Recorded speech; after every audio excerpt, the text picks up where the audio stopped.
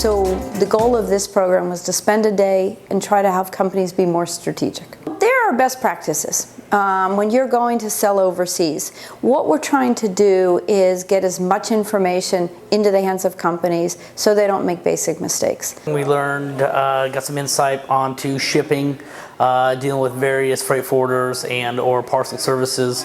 We also discussed the various platforms to sell, who to sell to, what regions to sell to, and had some insight in the different markets that we're looking at. So the Middle East, China, and Australia were pretty much the main focuses. We wanted companies to hear directly from international buyers.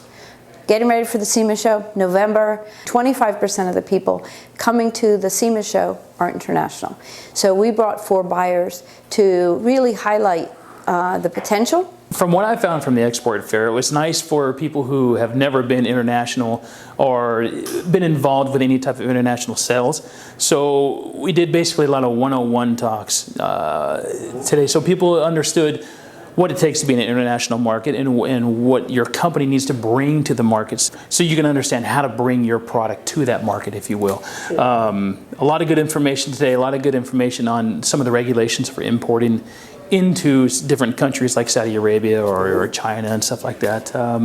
It's a great opportunity, and glad that we came. There were loads of questions, there was never a dull moment, and really people discuss things at a pretty deep level. So they're getting into MAP and into performance clauses. Today was a really good day to learn a lot about what are some best practices we can use to import and export internationally, specifically exporting, whether it's mitigating risks, being able to actually handle the logistical side of it, how can we reduce cost shipping, and just getting products into other markets, whether it be emissions regulations, and some of the other difficulties we have entering new markets, which can a lot of times be very, very time consuming, very difficult to find out the same information we had today.